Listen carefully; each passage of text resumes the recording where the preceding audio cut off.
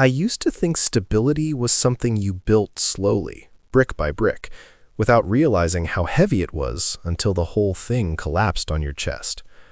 Back then, my life felt predictable in the best way. I was 29, living in a two-bedroom apartment just outside Denver, the kind of place with beige carpet and a balcony that looked out over a parking lot and a half-dead tree. It wasn't glamorous, but it felt like a starting point, like somewhere you paused before moving on to the next big thing. Her name was Lauren. We'd been together almost 3 years. We met at a friend's birthday party at a bar downtown, one of those loud places where you can barely hear each other and end up talking way too close just to make a point.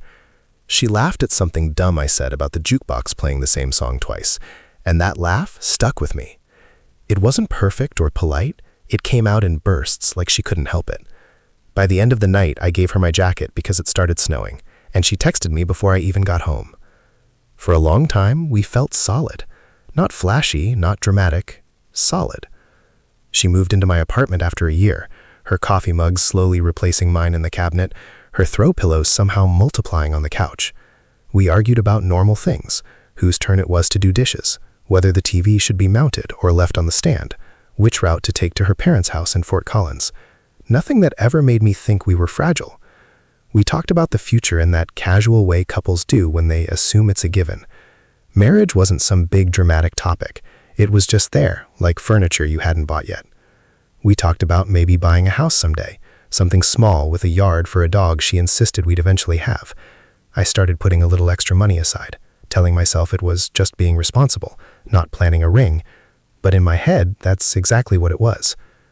Lauren worked in marketing for a mid-sized company downtown. I worked in IT support for a healthcare network. Our schedules mostly lined up. We cooked dinner together a few nights a week, ordered takeout the rest. Fridays were usually date nights, unless one of us was exhausted. Sundays were lazy, grocery runs and laundry and watching whatever series we were halfway through. It was comfortable. It felt earned. Her best friend Megan was always around. They'd known each other since college, maybe even before that. Megan had this sharp, confident energy that filled whatever room she walked into. She talked fast, laughed loud, and never seemed to care if she rubbed people the wrong way. At first, I thought she didn't like me. She'd make little comments, nothing outright rude, but enough to make me feel like I was being evaluated. Over time, that eased, or at least I thought it did. Megan would come over with wine, sit cross-legged on our couch, rant about her dating disasters while Lauren nodded sympathetically. I stayed out of it, scrolling on my phone or pretending to watch TV, not wanting to be part of their world. It felt like sacred ground I didn't belong on. Looking back, I realized there were small cracks I ignored. Lauren started staying later at work more often. She said there was a big campaign, tight deadlines. I believed her. Why wouldn't I? She started guarding her phone a little more, taking it into the bathroom, flipping it face down when she set it on the table. I noticed, but I didn't push. I didn't want to be that guy, the insecure boyfriend reading too much into things. There were nights she'd come home distracted, distant. I'd ask if she was okay, and she'd say she was just tired. I accepted that answer every time. I told myself this was what adult relationships looked like. Not fireworks every night, just showing up. The night everything started to unravel wasn't dramatic. It was a Wednesday. I remember because trash pickup was the next morning. Lauren said she was meeting Megan for drinks after work. That wasn't unusual. I stayed home, reheated leftovers, watched a game I barely cared about. She texted me around 10 saying she was heading home soon. Instead, Megan texted me at 11:30. "Hey, are you up?" I stared at my phone for a minute before answering. Megan never texted me directly unless it was about Lauren's birthday or something logistical. "Yeah," I typed. "What's up?" There was a pause, long enough for me to wonder if she'd changed her mind. Then my phone buzzed again. "Can I come by? I need to talk to you, alone." My first thought was that something had happened to Lauren. My stomach dropped. I called Lauren immediately. It went straight to voicemail. I texted her. No response. "Is Lauren okay?" I typed back to Megan. "She's fine," Megan replied. "This isn't about that. Please, I wouldn't ask if it wasn't important." I hesitated. Part of me knew this wasn't normal. Another part of me felt like saying no would somehow make me look guilty of something I hadn't done. I told her to come over. She showed up 20 minutes later. No smile, no usual dramatic entrance. She looked tense, her hair pulled back, jacket still on like she didn't plan to stay long. She didn't sit right away. She paced near the kitchen, hands fidgeting with the zipper on her coat. "What's going on?" I asked. She took a breath, then another. "I shouldn't be doing this," she said. "Lauren is going to hate me." My chest tightened. "Doing what?" She finally looked at me, really looked at me, and there was something in her eyes I hadn't seen before. Guilt, fear, resolve. "You deserve to know," she said, "and if I don't tell you, I'm complicit." I felt cold all over. "Tell me what, Megan?" She swallowed. "Lauren's been lying to you." I waited for more. My mind raced through possibilities. Dead, job trouble, something embarrassing, anything but what was starting to form in the pit of my stomach. "She's not working late," Megan continued. "Not all the time." I shook my head. "Okay, then where is she?" Megan's voice dropped. "She's been seeing someone else." The words didn't land all at once. They hid in pieces, like my brain was trying to protect me by slowing everything down. I laughed, a short, disbelieving sound. "No, that's not. You're wrong." "I'm not," she said quietly. "Why would you say that?" My voice sounded far away, even to me. "Because I've covered for her," Megan said, "more than once, and I can't do it anymore." I stood up, suddenly unable to sit still. "Who?" I asked. "Who is it?" She hesitated again, and in that hesitation I knew whatever she was about to say was going to change everything. "It's someone from her office," she said, "and it's been going on longer than you think."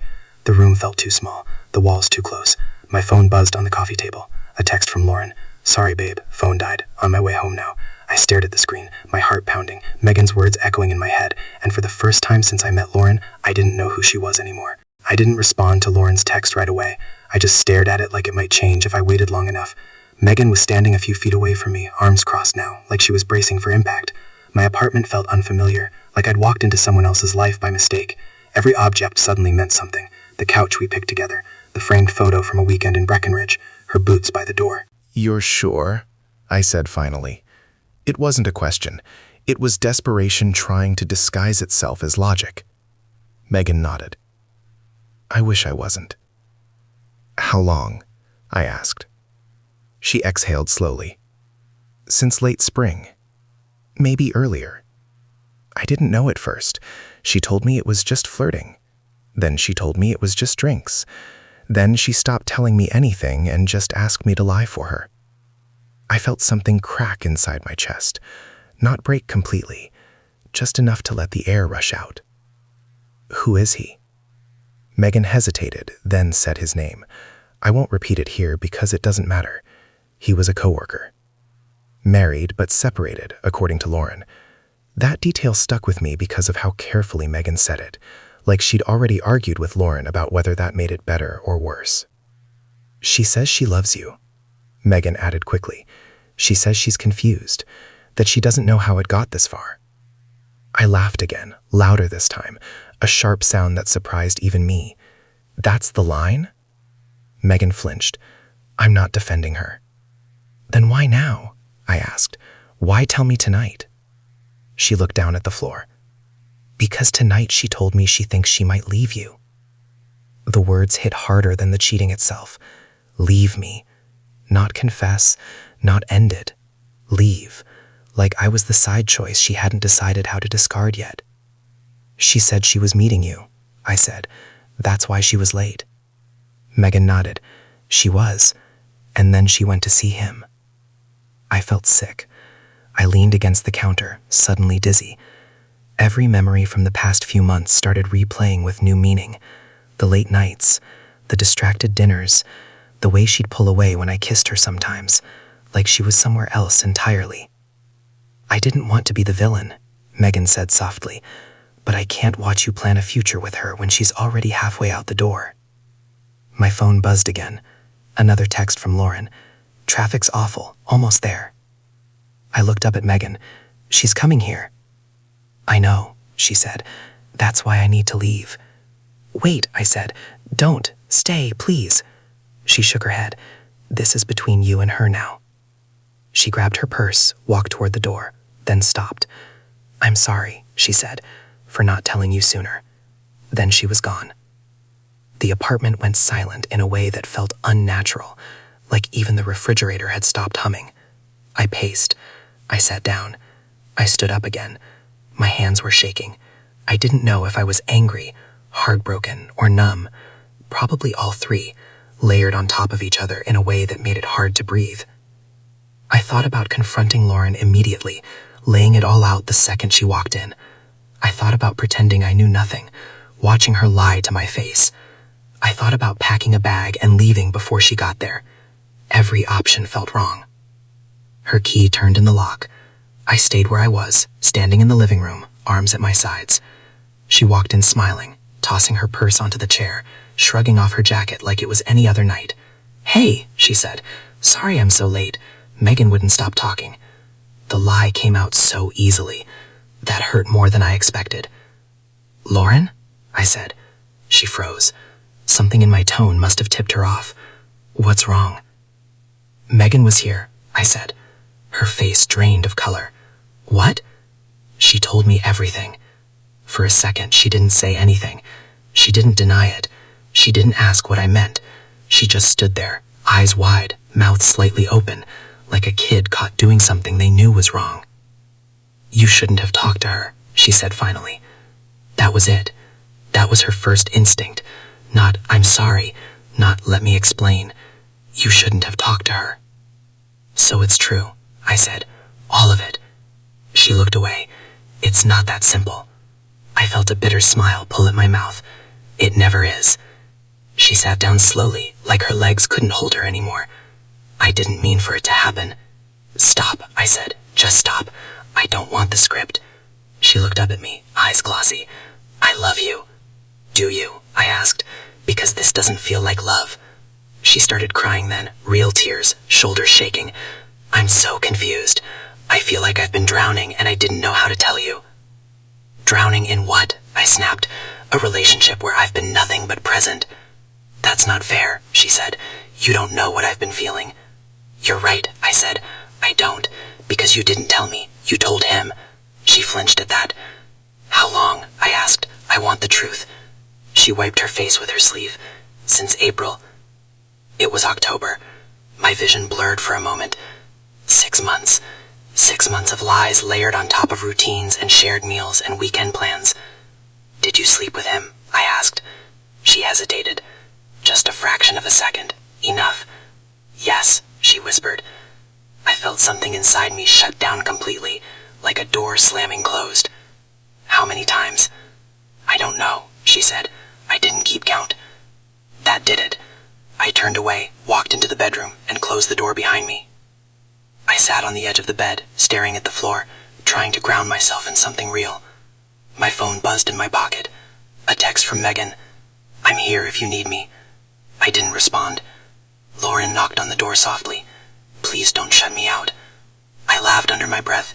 "You've been shutting me out for months." "I want to fix this," she said through the door. I stood up and opened it. "Fix what?" "You don't accidentally have a 6-month affair." She looked smaller somehow, like all the confidence I'd known had drained out of her. "I don't know what I want," she admitted. "I care about him, but you're my home." That sentence will haunt me forever. "I'm not a safety net," I said quietly. "I'm a person."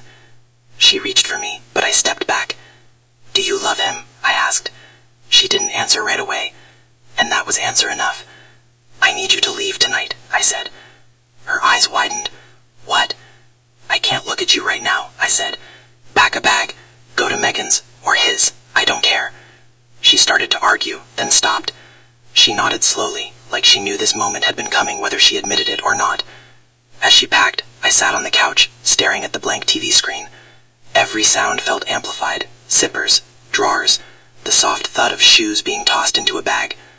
She stood in front of me one last time. "I never meant to hurt you." I looked up at her. "But you did." She left without another word. The door closed, the lock clicked, and just like that, the future I thought we were building evaporated, leaving behind a silence that felt louder than any fight we'd ever had. I didn't sleep that night.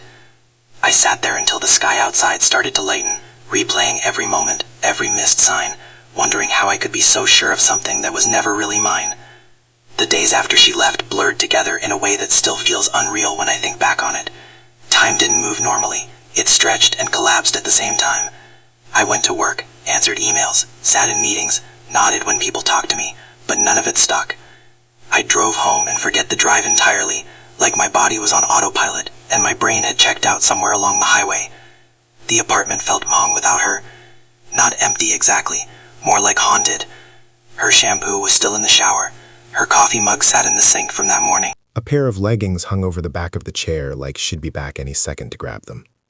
Every time my phone buzzed, my chest tightened, expecting her name, even though I'd told myself I didn't want to hear from her. she texted anyway. The first one came the next afternoon. I'm so sorry. I know I don't deserve a response, but I hope you're okay. I stared at it for a long time. I typed a reply, deleted it, typed another, deleted that too. There was nothing I could say that wouldn't either open a door I wasn't ready to walk through or give her comfort she hadn't earned. So I said nothing. Megan texted again that night. I'm checking in. You don't have to respond. That one annoyed me more than Lauren's. Not because Megan had done something wrong, but because her presence was now tangled up in all of this. She was the one who told me, the one who broke the illusion. And part of me resented her for it, even though I knew that wasn't fair. I poured myself a drink and sat on the balcony, staring out at the parking lot like it held some kind of answer. Couples walked by, laughing, carrying groceries, holding hands. A guy loaded a car seat into the back of an SUV. I felt like I'd been shoved off the timeline everyone else was still following. On the third day, Lauren showed up unannounced. I heard the knock and knew it was her before I even stood up. My body reacted before my brain could argue. My heart started racing. My hands went cold. I opened the door, and there she was, standing in the hallway with red eyes and a nervous half-smile that didn't belong on her face anymore. Can we talk? She asked. I should have said no. I know that now. But I stepped aside and let her in. She looked around like she was seeing the place for the first time, like she was a guest, not someone who had lived there for almost 2 years. She sat on the edge of the couch instead of curling up in the corner like she used to. I miss you, she said immediately. I leaned against the wall, arms crossed. You don't get to start there. She nodded quickly. I know. I need you to understand. Understand what? I asked. How you cheated on me for half a year. Her eyes filled again. I didn't plan it. I was unhappy and I didn't know how to say it. That's not an excuse, I said. That's a confession. She flinched. I know I messed up. I hate myself for it. I felt a flicker of something then. Not sympathy exactly. More like exhaustion. You don't hate yourself enough to have stopped. She looked down at her hands. I ended it. That got my attention. When? 2 days ago, she said, after you told me to leave. I realized what I was losing. I let out a short breath. So if I hadn't found out, you'd still be seeing him. She didn't answer. That's what I thought, I said. She stood up, pacing now, tears slipping down her face. I don't want him. I want us. You want what we had, I said, and you destroyed that. She stopped in front of me. People come back from this. Some do, I said. Some don't. She reached for my arm. I stepped back again. The space between us felt charged, like touching her would undo the thin layer of control I was barely holding on to. I'll do anything, she said. Therapy, transparency. I'll quit my job if I have to. That doesn't fix trust, I said. It just rearranges the damage. She sank back onto the couch, sobbing now, shoulders shaking. A few months ago, I would have held her without thinking. Now, all I felt was distance, like there was glass between us. You need to leave, I said quietly. Her head snapped up. You're not even going to try? I am trying, I said. I'm trying to respect myself. That hurt her. I saw it land. But I didn't take it back. She left again, slower this time, like she was hoping I'd change my mind before she reached the door. I didn't. After that, the anger set in. It came in waves. I'd be fine for an hour, then suddenly furious over something small. A song on the radio, a commercial featuring a happy couple. I punched my steering wheel more than once. I replayed conversations in my head, imagining myself saying the things I'd been too shocked to say in the moment. I also started remembering moments that felt wrong now. The night she canceled our anniversary dinner because of a last-minute meeting. The weekend she said she needed space and went to her parents' place, except now I wondered if she ever made it there at all. The way she'd sometimes look at her phone and smile to herself, then glance up at me like she'd been caught doing something private. The worst part was how stupid it made me feel, like I'd been living in a house with a cracked foundation and bragging about how sturdy it was. A week later, Megan asked if we could talk. I almost said no, but curiosity won. We met at a coffee shop near my office, neutral ground.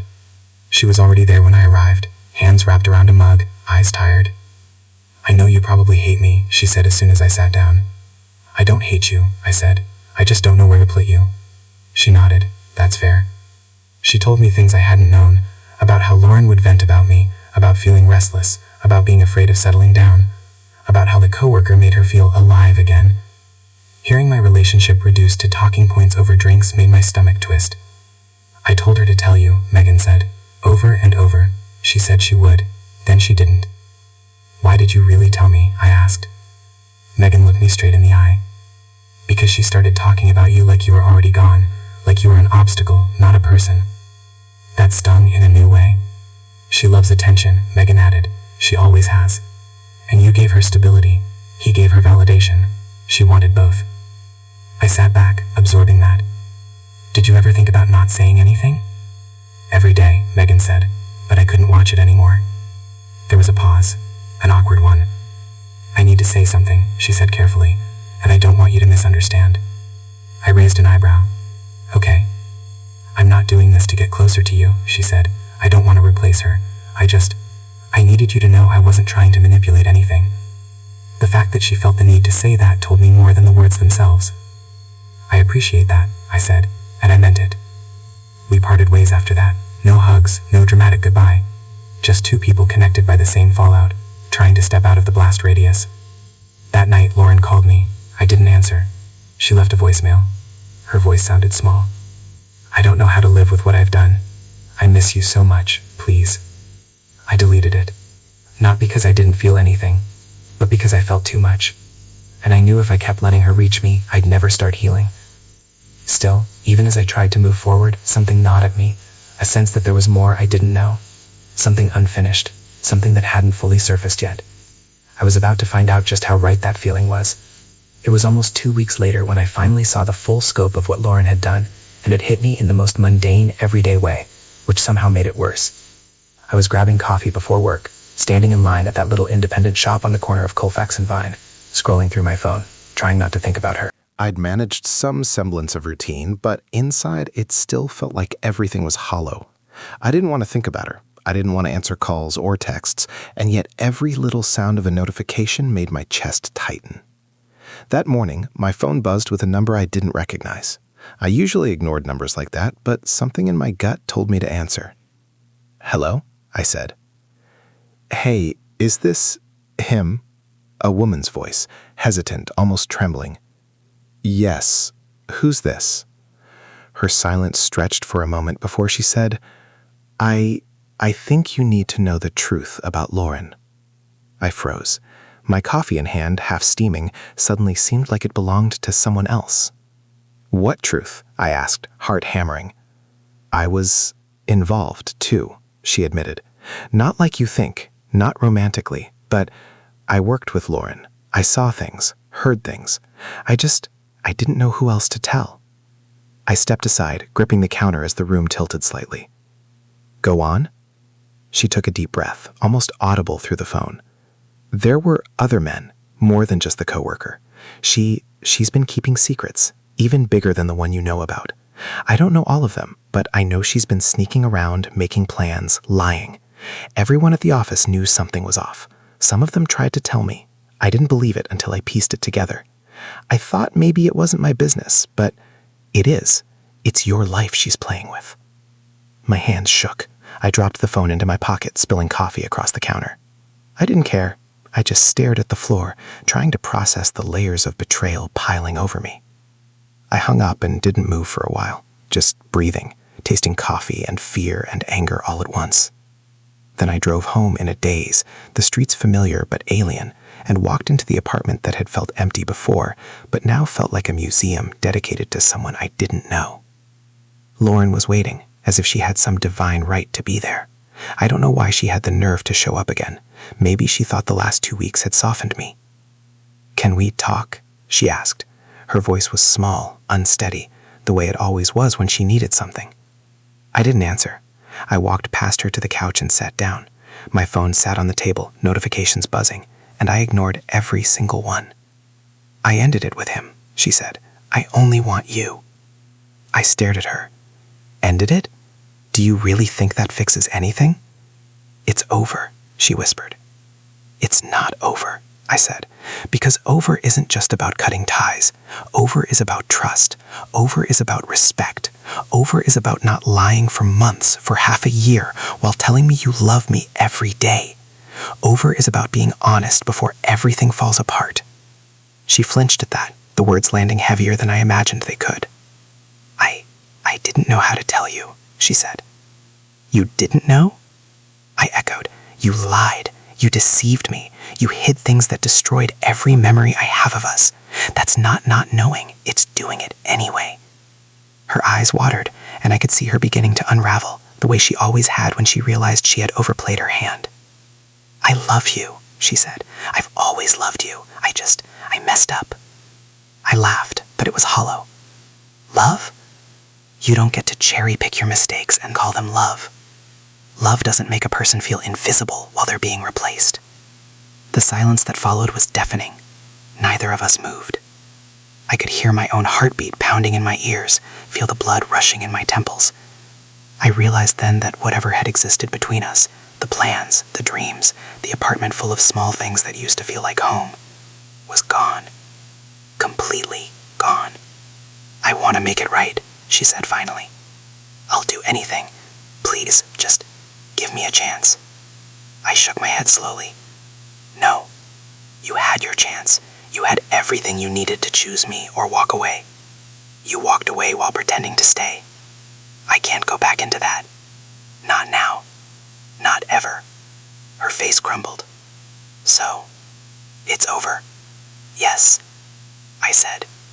And in that single word, the finality of it struck me harder than any betrayal, any lie, any late-night confession from Megan could have. Lauren left that day, for the last time, and I didn't call her. I didn't text her. I didn't check to see where she went. I just sat there in the apartment that had filled alive with her presence, and slowly let it become mine again. Empty, but mine. Weeks passed, and the anger ebbed, replaced by a hollow sort of numbness, and then slowly, a fragile clarity. I started going out again. Small things. Lunch with a friend. A walk in the park. A show downtown. Little by little, the apartment began to feel like a space I can breathe in again, rather than a gallery of betrayal. Megan reached out one last time. A simple message. Hope you're okay. Truly. I didn't respond. Part of me wanted to. Part of me didn't. But I realized that she had done her part. She told me the truth. She had given me the choice to act. And now, it was just me. Eventually, I started dating again. Not seriously at first. Not to replace Lauren. Not to prove anything. Just to remember what it felt like to trust someone slowly. To build connection without pretense. Without secrets lurking under the surface. It wasn't easy. Every new person came with a little caution. A little fear. But I survived. More than survived. I grew. Sometimes, I think about her. About the life we were supposed to build. About the moments that weren't real. But I've learned that thinking doesn't have to hurt anymore. It's just memory. Not a trap. Not a betrayal. Just memory. And slowly, quietly, I realized something. The future I thought I was building with her wasn't gone. It was just waiting for me to rebuild it myself. With honesty. With intention. And without someone who couldn't be trusted to stay. I still live in the same apartment. Same balcony. Same streets. But it doesn't feel empty anymore. It feels like mine. Like I survived something I didn't think I could survive. And that's enough for now.